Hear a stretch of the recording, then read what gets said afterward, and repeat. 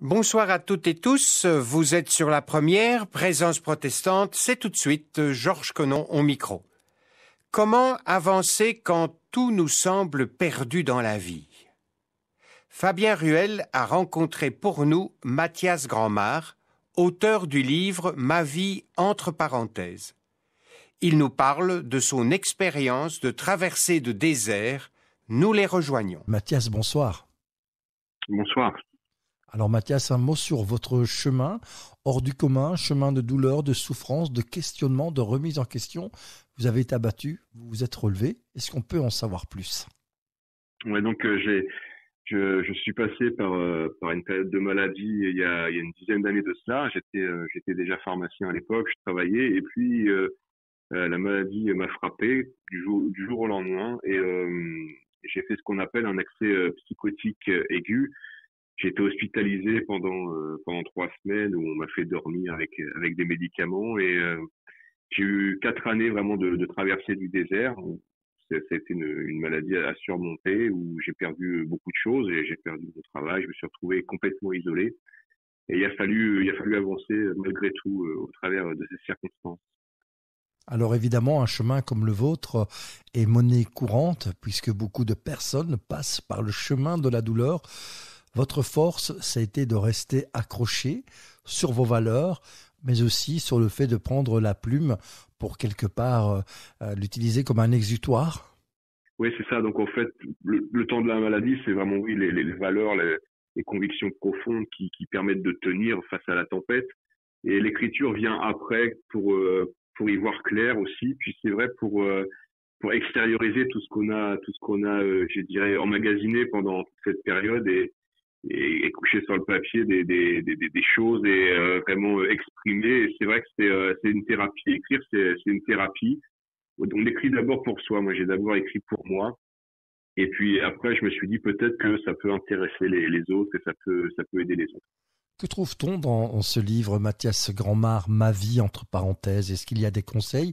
Est-ce qu'il y a bien sûr votre témoignage, mais aussi quelques trucs et astuces pour redémarrer, pour retrouver le chemin de la sérénité? Ouais, donc c'est surtout mon histoire de vie. C'est vrai que je raconte vraiment ce que j'ai vécu. Et puis après, j'explique ce que j'ai pu mettre en œuvre pour me reconstruire, pour avancer. Et tout ce qui m'a semblé positif, j'essaie de le communiquer dans ce livre et de donner des choses très simples, des choses auxquelles peut-être on ne pense pas dans la vie de tous les jours quand tout va bien, pour retrouver du sens à l'existence, retrouver du sens à la vie et se dire que c'est possible d'aller mieux, c'est possible de guérir. Et il suffit d'avoir quelques clés et on peut mettre en œuvre très pratiquement certaines choses pour avancer et retrouver le chemin de la santé. Et justement, pour retrouver le chemin de la santé, est-ce qu'il y a un passage de votre livre qui vous parle ou une méthode ou un chemin par lequel vous êtes passé justement pour vous remettre en selle? Oui, il y a peut-être quelque chose à partager. Là, il y a une clé.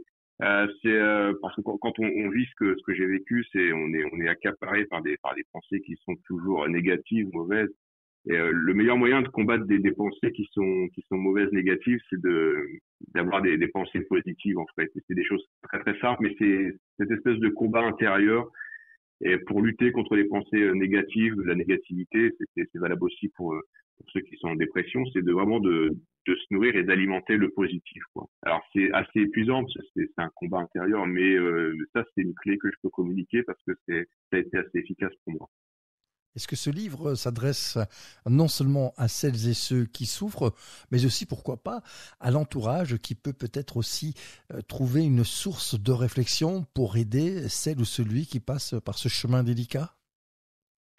Oui, alors ça c'est bien aussi oui, de mentionner ceux qui accompagnent et les aidants ou les familles, parce que ces personnes-là peuvent vite se sentir démunies et désemparées.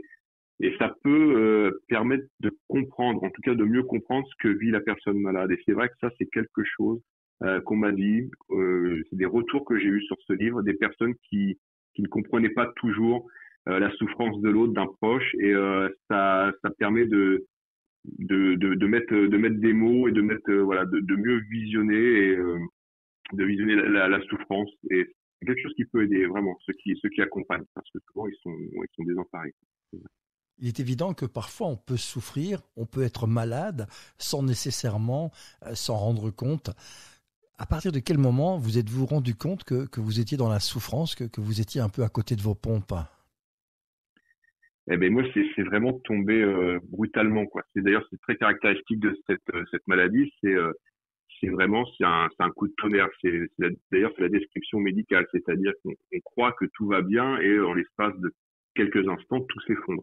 Donc moi avant ça j'avais pas conscience que je n'allais pas si bien que ça. Bon, ma vie n'était pas parfaite, il n'y a aucune vie parfaite. Et il a fallu vraiment arriver à ce point de rupture où ça a été brutal et je dirais que tout m'a explosé à la figure et je l'ai pas vu venir. Honnêtement, je l'ai pas vu venir. En quoi l'écriture justement de cet ouvrage paru aux éditions Viens et Voix, Ma vie entre parenthèses, a-t-il été une source de salut pour vous? Comment l'écriture vous a-t-elle poussé vers l'extérieur? L'écriture, on met des mots. Il y a c'est une démarche d'introspection.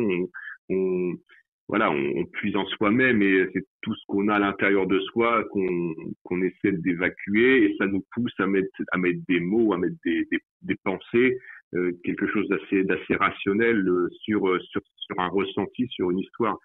Ça c'est le principe de l'écriture, c'est qu'on est face à la feuille blanche et puis on écrit ce qu'on ressent et le fait de verbaliser, de rationaliser tout ça, je pense que ça fixe les idées et puis ça permet de détricoter de tout un tas de ressentis, de pensées, d'émotions. Ça permet de clarifier les choses et puis de mieux cibler aussi, de retrouver aussi le chemin de son histoire.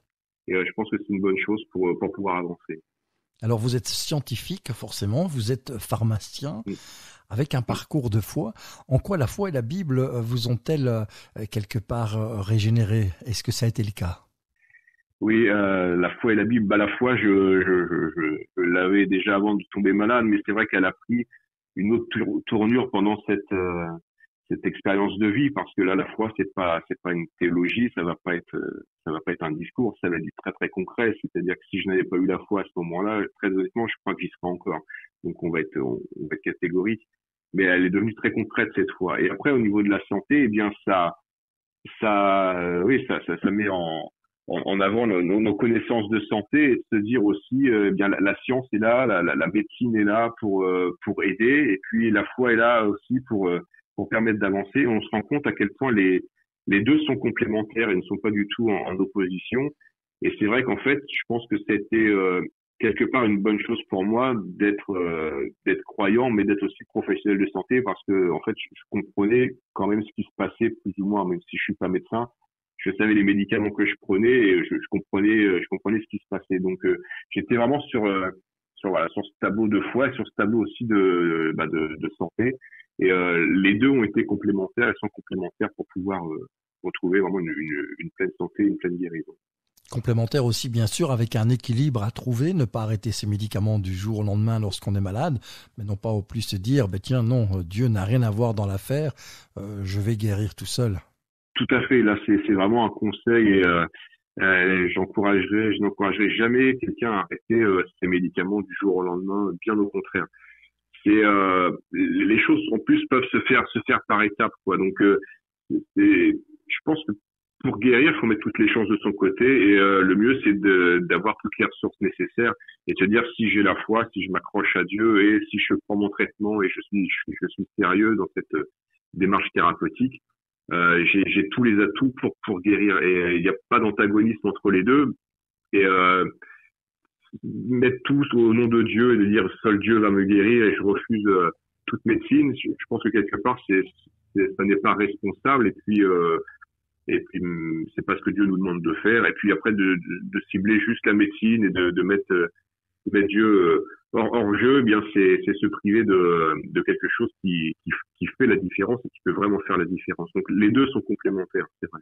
Mathias Grandmar, merci d'être avec nous. On fait une pause musicale avec Marion Franceschini et ce titre Retour à l'essentiel. On se retrouve dans quelques instants pour la conclusion de cette émission.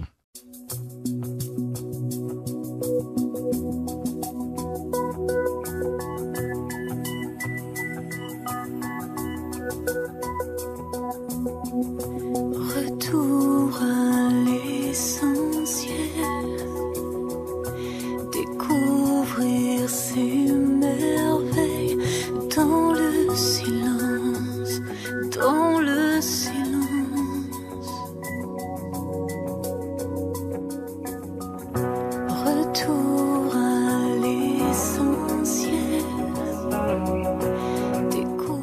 Franceschini à l'instant avec un retour à l'essentiel. Il est revenu aussi à l'essentiel, notre invité Mathias Grandmar, auteur de ce livre, Ma vie, entre parenthèses, un parcours de vie. Il est passé par la douleur, la maladie, la remise en question, et puis quelque part, sa foi l'a aidé, mais aussi sa vie et sa prise en main, son côté aussi réaliste de scientifique.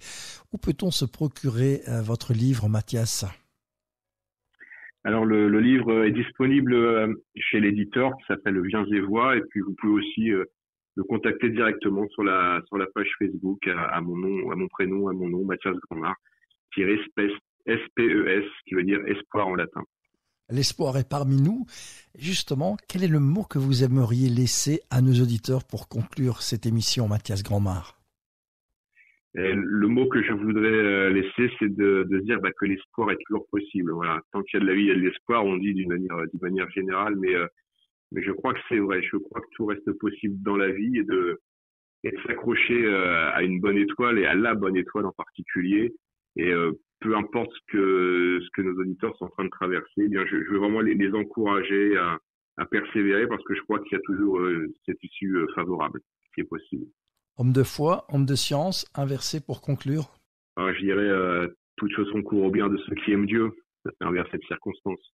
Mathias Grandmar, merci d'avoir été avec nous. Pour rappel, vous êtes l'auteur de ce livre, Ma vie, entre parenthèses, un livre où vous parlez de votre expérience, de la souffrance, du cheminement, et puis comment l'écriture a été votre exutoire, la Bible, mais aussi le fait de pouvoir coucher votre ressenti sur quelques feuilles qui se sont transformées en un livre que l'on peut retrouver aux éditions Viens et Vois. À très bientôt, Mathias Grandmar. Merci, au revoir, Fab. Écoute, fais silence en ta vie. Écoute, Dieu n'aime pas le bruit. Le Seigneur te parle aujourd'hui. Écoute pour prier, pour louer et adorer. Écoute pour grandir ce que Dieu va te dire. Écoute, fais silence en ta vie. Écoute, Dieu n'aime pas le bruit. Le Seigneur te parle aujourd'hui. Écoute pour donner en toute humilité. Apprends à partager et tu vivras en paix. Merci à Fabien Ruel et Mathias Grandmar. C'est ici que nous prenons congé de vous, non sans vous avoir rappelé le titre du livre de Mathias Grandmar, Ma vie entre parenthèses, aux éditions Viens et Vois. Vous pouvez également réentendre l'émission de ce soir sur Ovio et sur le site de la radio-télévision protestante www.aprt.be. Je vous souhaite une excellente soirée sur la première et à samedi prochain. Écoute, Dieu n'aime pas le bruit. Le Seigneur te parle aujourd'hui. Écoute pour vivre en frère sur une même terre, tous pareils, différents. Dieu aime ses enfants. Écoute, fais silence en ta vie. Écoute, Dieu n'aime pas le bruit. Le Seigneur te parle